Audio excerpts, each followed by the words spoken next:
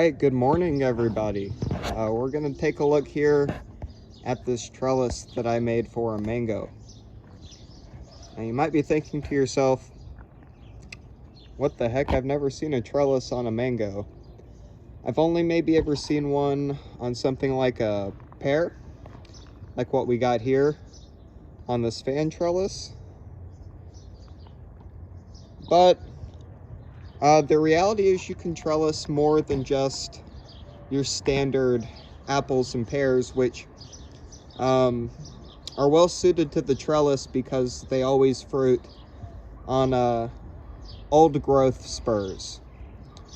But with the mango, most of the growth that turns into fruit is on the terminal bud. So that would be the end of all of your nodes.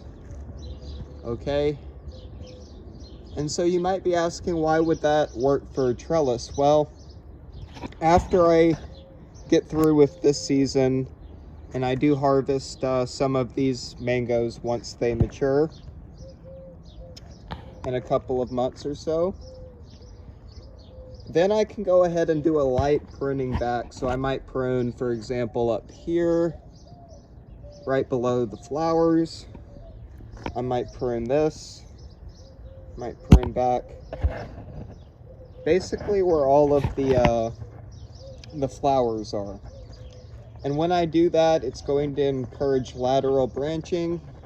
So for example, if I were to cut this guy, he would start branching somewhere along here.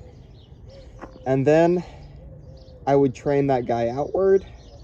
And then on those terminal nodes, I would have new growth of mangoes next year. So I could simply repeat this process as long as I want to until this turns into mature wood. These branches get stronger, the trunk gets thicker, the branches eventually mature from green to mature wood, like we see down towards the trunk. And yeah, this is a self-sustaining system, not just for pears and apples, as is pretty traditional, but you can also trellis just about anything. Some good advantages to trellising, so reasons why you'd want to do this. You save a lot of space, right? Instead of this guy going out in 3 directions, he's only out in 2.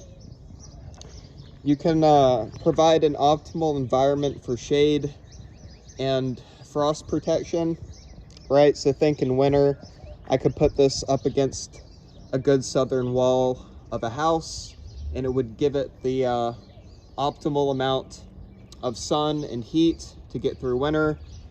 In the summer, you could do the opposite. You could put this in a more shaded area, dappled light in the afternoon, and that is the advantage of this system here, right? The other wonderful advantage, especially for a mango that has heavy fruit, is as these guys get bigger, these panicles, right, they like to fall and sometimes snap a branch over.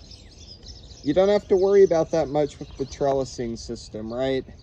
Because as these branches, or excuse me, as the fruit matures, the branches will not be swayed down. They will stay secure, and the fruit will be very easy to pick. Man, I cannot wait to eat some of these mangoes. Varieties, I would say, best suited to this, anything that's a dwarf. Right here I got a Pickering mango, well suited to the container it's in, and some of my custom mix of Fractal Gardens mango potting soil. So this is a soil especially suited for the production of mangoes. And yeah, what would you guys say? I would say that we have a winner here. It does seem to be working quite well.